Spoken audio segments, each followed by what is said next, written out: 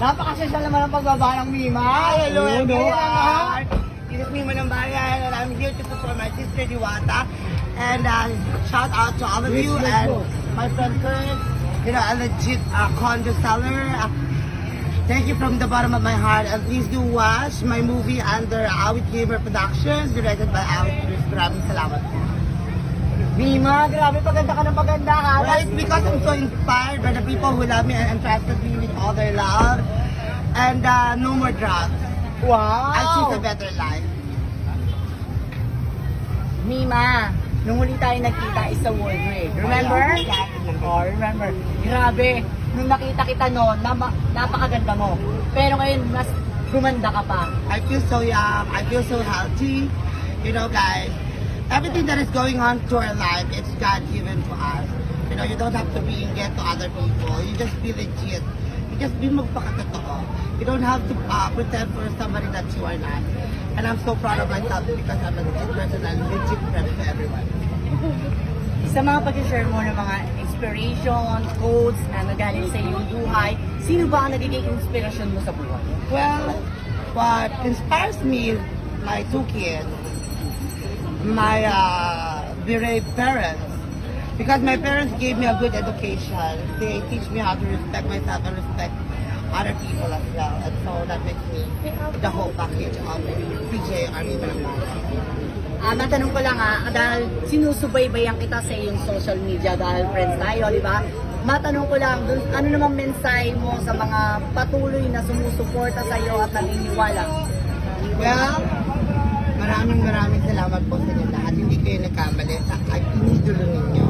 Because after all, Mima ng Bayan is an educated person. I'm a humble guy.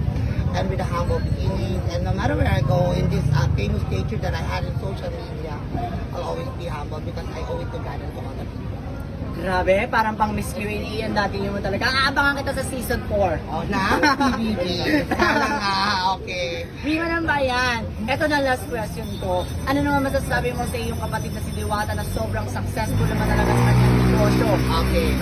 Oh, what I say to my sister, actually, this is the truth. Hindi kami magkaano-ano. I just came by because of being an LGBT family. And I'm so proud that she accepts me as her own sister. And then, sa mga nagpapaaway sa amin, huwag kayong ganyan. Hindi kami magkaaway ni Diwata. Ang taong tumulong sa kapwa, pinapasalamatan ko yun. Hindi man ako pumasok sa inilog ng trabaho.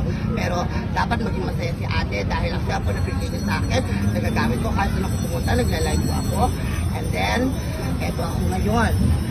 May pangalan na naman sa social media at minamahal na mas maraming tao. Mima ng Bayan, talaga namang napakasikat mo na rin at talagang inaabangan na kita. Nakita mo naman yung mga tao nakatingin sa'yo. Yes. Ano namang mensahe mo sa mga tao na iilan or meron man na talaga namang hindi natin mawawala pagka isa ka talagang influencer. I am May not a mga perfect basher tayo. I'm not Ano a naman perfect ang person. mensahe mo sa kanila? I'm not a perfect person and I knew that I cannot please everyone, no? But I'm a pleaser. God bless you all, no matter what. Hindi ako biased sa tao. I'm very unbiased. Kita nyo kahit nakakit na komento sa akin ay binabasa ko dahil gusto kong makita nyo na ako'y totoong tao. Sabi lang ng totoo, nasasaktan din po ako.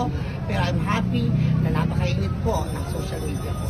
Yes, and huling tanong ko na po, ano po ang mga aabangan pa nila sa iyo sa mga ibang mga project na ginagawa at kung may pa-vlog ka man ay po abangan po ito. Dito na! Alam niyo po, katapos ko lang ng pinikula ko po na Kapupulutan ng Aral, Alibugang Anak sa direksyon ni Awit Cruz, Awit Gamer Production. And ngayon po ay gagawa po ako ng advertisement kay Malena Balahacha. Hi, Mami And, Malena! Mapakarami pa po akong mga guesting sa mga fiesta. At aabot yata ako hanggang Visayas at Mindanao. So, Ay, ang nasusukuran? Kailan? ito lang po. Pwede rin.